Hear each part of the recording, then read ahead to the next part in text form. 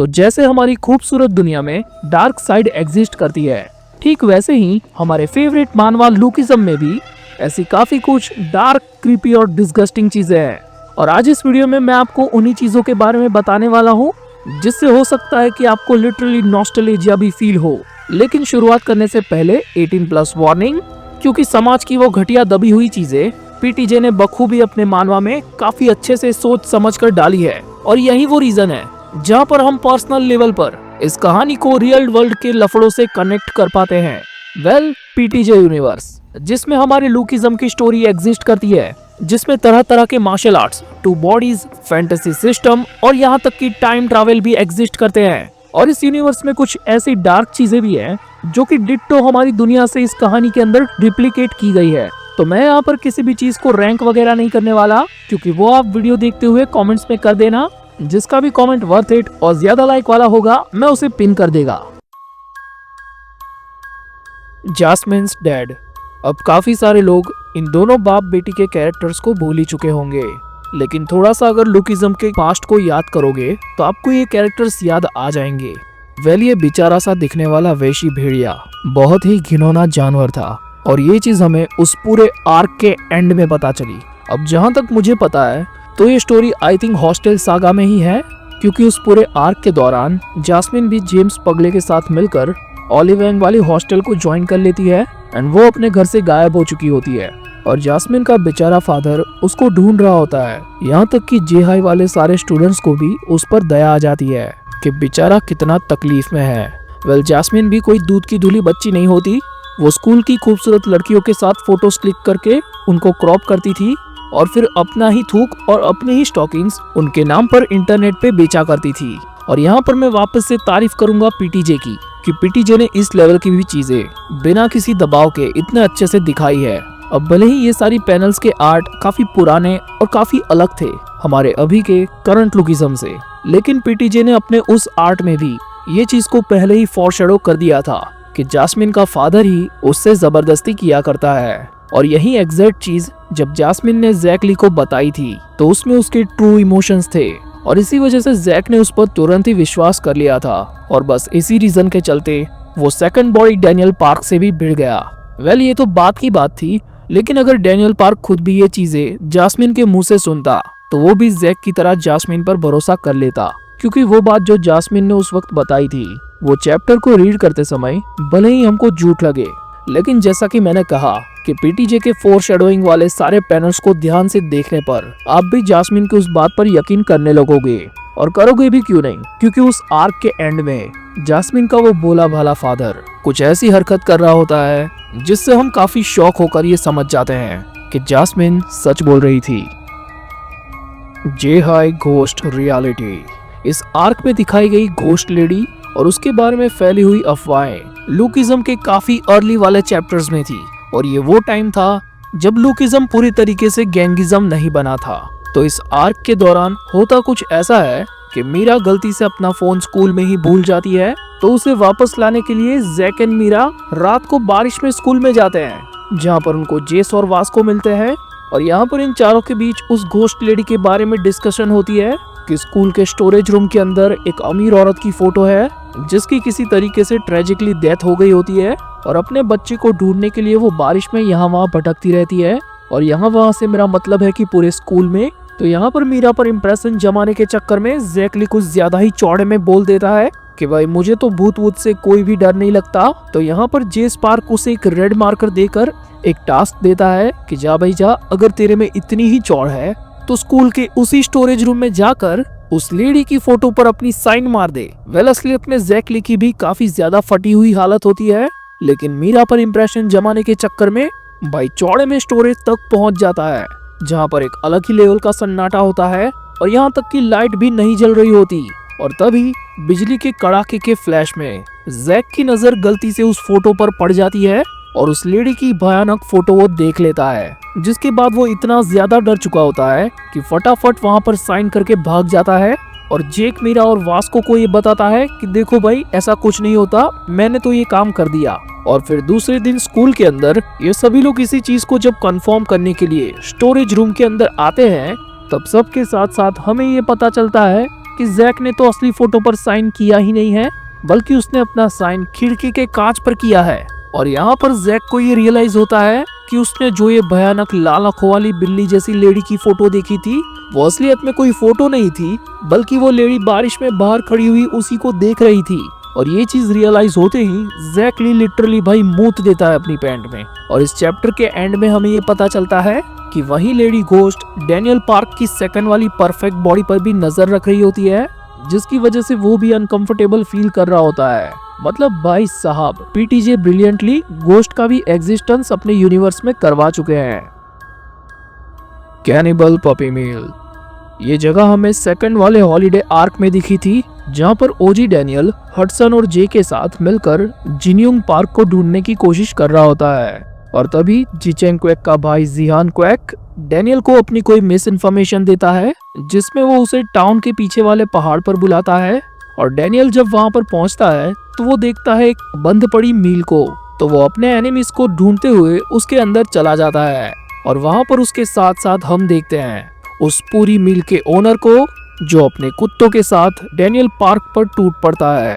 अब दिखने में इस पपी मिल का ओनर काफी ज्यादा क्रीपी होता है, और उसके बारे में बात करते हुए जिचेंग क्वेक के दोनों भाई इस चीज को एडमिट करते हैं कि पपी मिल का वो ओनर अपने साथ साथ अपने कुत्तों को भी ह्यूमन मीट खिलाता है।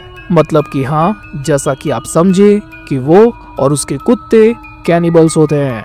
और इस बात में कोई दो राहें नहीं है कि हमारी धरती पर कुछ ऐसे लोग भी मौजूद हैं जो कैनिबल्स हैं, यानी कि ऐसे लोग जो कि ह्यूमन मीट को कंज्यूम करते हैं। तो हाँ, लुकिज्म में भी cannibals, dark web, black market, ये सब चीज भी एग्जिस्ट करती है। स्टॉकर फैनगर्ल, जिसकी स्टोरी काफी ज्यादा डार्क, डिस्गस्टिंग और क्रीपी भी थी। और आप मानोगे नहीं कि लुकिज्म में इसका पूरा एक डेडिकेट आर्क दिया गया है, जिसे आप शायद से चैप्टर 112 या फिर 113 से देख सकते हैं। वेल, होता कुछ ऐसा है कि ये लड़की सेकंड बॉडी डैनियल, जो कि उस टाइम पर इंटरनेट पर काफी ज्यादा फेमस होता है, उसके पीछे काफी ज्यादा पागल होती है। और उसी को स्टॉक करते हुए सिचुएशन कुछ ऐसी बन जाती है कि डैनियल पार्क की सेकंड बॉडी उसे एक बार बेहोशी की हालत में मिलती है। और उसी टाइम पर बातों बातों में ही वो डैनियल की जेब से डैनियल के घर की चाबी को चुरा लेती है। एंड जब रात को ओजी डैनियल काम करने के लिए शॉप पर जाता है, तब उसकी सेकंड बॉडी घर के अंदर आराम कर रही होती है। और तभी वो स्टॉकर उस चाबी से उस घर का दरवाजा खोलकर अंदर आ जाती है। अब यहाँ से वो कई दिनों तक डैनियल पार्क के उसी घर में रहती है, और डैनियल को ये पता भी नहीं चलता। यहाँ तक कि वो स्टॉकर गर्ल डैनियल के घर के बर्तन वगैरह भी चाट के साफ कर रही होती है। और डैनियल जब नींद से उठता है, तब उसे ऐसा लगता है कि शायद ये काम उसकी दूसरी बॉडी ने अनजाने में ही किया होगा। और ऐसे ही कुछ दिन बीतने के बाद सेकंड बॉडी डैनियल ये फाइंड आउट कर लेता है कि कुछ तो गड़बड़ है। लेकिन तब तक काफी ज्यादा देर हो चुकी होती है। वो लड़की ओजी डैनियल की बॉडी को किडनैप करके दूर कहीं अपने ही घर में बांध के रख देती है। और जब सेकंड बॉडी डैनियल अपने घर के अंदर आकर अपनी उस बॉडी को ढूंढ रहा होता है, तब उसको घर के अंदर उस लड़की से रिलेटेड काफी सारी निशानियां मिलती है। और इससे पहले कि वो कुछ रियलाइज करता, वो स्टॉकर उसे टेजर से शॉक दे देती है। और उसके बाद वो डैनियल के साथ अपनी फेक शादी या फिर सेरेमनी वगैरह भी करती है। यहाँ तक कि उसने मोमबत्ती वगैरह से कोई रिचुअल भी परफॉर्म किया होता है। और ये चीज आगे चल के एक ऐसे लेवल पर चली जाती है कि डैनियल के उसी घर में वो क्रिस्टल को भी ऐसे ही किडनैप कर लेती है। और इसकी आर्क के एंड होते होते डैनियल पार्क अपनी ओजी बॉडी के थ्रू कैसे ना कैसे मैनेज करके पुलिस तक ये सारी खबर पहुंचा देता है। और एंड में पुलिस इस स्टॉकर को पकड़कर ले जाती है। वेल, तब तक इस स्टॉकर ने सेकंड बॉडी डैनियल को मार मार कर काफी गंदा वाला टॉर्चर किया होता है। और आप मानोगे नहीं कि इसे डैनियल की दोनों बॉडीज के राज के बारे में कुछ हद तक पता है। लेकिन ये बात बहुत कम लोग जानते हैं कि डैनियल पार्क से पहले इसे डीजी पर क्रश होता है। बिल्कुल सही, मैं यहाँ पर बात कर रहा हूँ जेम्स ली द टिकटॉकर की। यहाँ तक कि ये लड़की इतनी ज्यादा क्रीपी होती है कि डियागो कैंग भी इसे याद करके डर जाता है।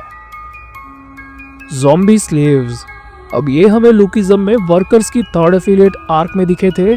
और इनके बारे में उस वक्त ये बताया गया था कि तादाद में ये लोग 103 के करीब है। और ये कुछ ऐसे बच्चे थे जो चाइना की किसी जगह पर लगी आग के विक्टिम्स थे।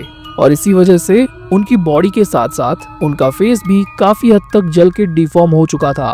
लेकिन उसके बाद टी ग्रुप का सीईओ जो कि और कोई नहीं बल्कि वीवी का फादर है, वो उन सबको अपने अंडर में अडॉप्ट कर लेता है और फिर उसके दूसरे गुलाम जाइलन के थ्रू उन सभी बच्चों को ट्रेन किया जाता है, जहाँ पर मेरे हिसाब से अच्छे खासे लेवल पर उनकी ब्रेन वॉशिंग भी हो चुकी होती है।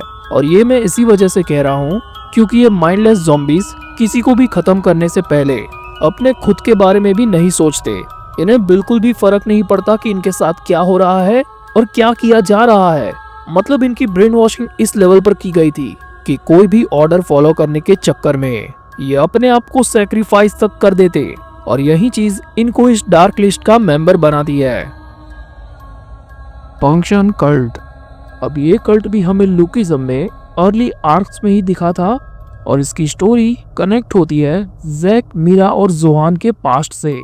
और ये आपकी स्टोरी आपको लगभग चैप्टर 132 के आसपास ही मिल जाएगी, जिसमें जोहान की मदर अपनी आंखों की रोशनी जाने की वजह से काफी ज्यादा परेशान होती है और सडनली उनके बिहेवियर में काफी बड़ा चेंज देखने को मिलता है। और उस टाइम पर जिस चर्च के अंदर जैक, मीरा और जोहान जाया करते थे, उसी चर्च का प्रीस्टर जोहान और उसकी मॉम की मदद करता है और उन्हें अपने साथ लेकर जाता है ईडन। और ईडन वही जगह होती है जहाँ ये कल्ट पूरी तरीके से पनप चुका होता है। यहाँ पर जोहान और उसकी मदर के साथ साथ जैक और मीरा भी उनके साथ ईडन आए हुए होते हैं और ईडन में पनप चुके इस कल्ट में बड़े बूढ़े से लेकर एडल्ट और बच्चे भी शामिल होते हैं। यहाँ तक कि ये लोग इतने ज्यादा क्रीपी होते हैं कि ये लोग कुत्तों को भी एक ड्रग वाला फ्लूट खिलाकर उनको कंट्रोल करते हैं और फिर उन्हीं की पूजा करते हैं। और अपनी इस गॉड को इन लोगों ने नाम दिया होता है डॉग गॉड और उनका क्रॉस का साइन भी काफी ज्यादा अलग होता है। और इस पूरे कल्ट का मास्टरमाइंड नंबर 1 जोहान और उसकी मॉम की मदद करने वाला वही प्रीस्टर होता है, जो एक तरीके के ड्रग का यूज करके इन सबको अपनी बातें मनवाता था।